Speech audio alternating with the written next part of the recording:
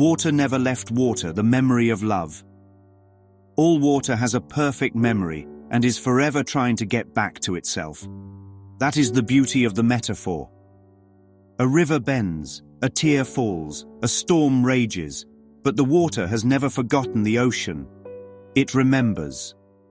It knows its source. It knows its identity. But here is the irony. How can water return to itself if it has never ceased to be itself? The current that seems to leave the ocean is still water. The raindrop that falls from the sky is still water. The tear that rolls down a cheek is still water.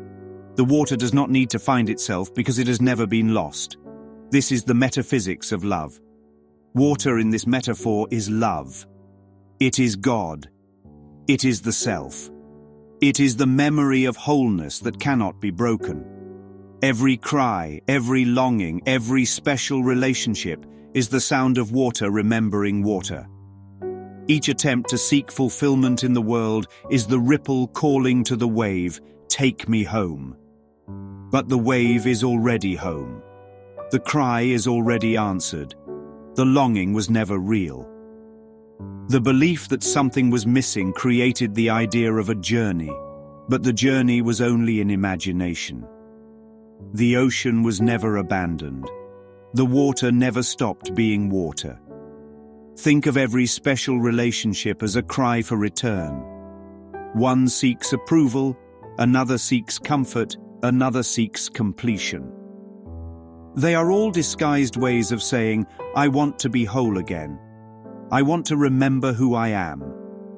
But the wholeness is never absent, only hidden under the illusion that something outside can restore it.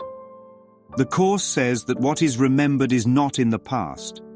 It is eternal. Memory here is not about yesterday. It is about always. The water remembers itself because it cannot not remember. It is itself. Its memory is perfect because it is changeless. And changelessness is what the ego fears most, because the ego survives only in the illusion of change. Every tear is the ocean calling itself home. Every laugh in joy is the stream joining the sea. Every grievance, every ache, every moment of despair is still only water, still only love, still only God, misperceived through the veil of separation. Even the pain is water. Even the scream is water.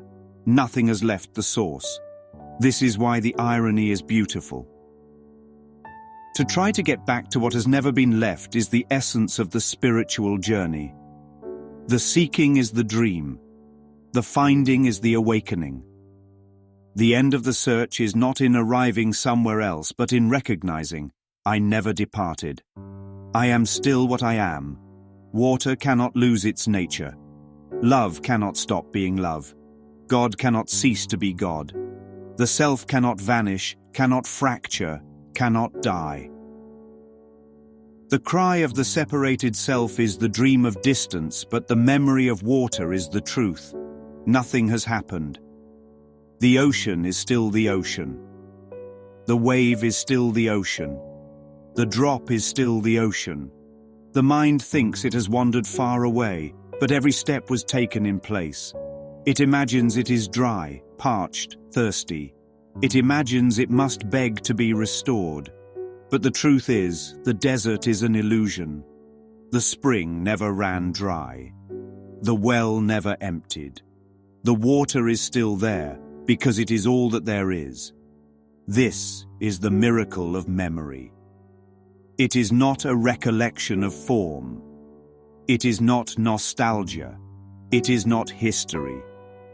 It is the shining reminder that what is true can never change. The water does not strive to be water. It is. It always is. That is why the metaphor pierces so deeply. Every act of searching collapses into the recognition. There was nothing to search for. So let every tear be holy. Let every cry be honored. Let every longing be translated by the Holy Spirit into the one call that matters, the call to remember the self. For the water is already home. The memory is perfect. The truth is unshaken. Water does not need to return to water. It only needs to remember that it never left. And so it is with love.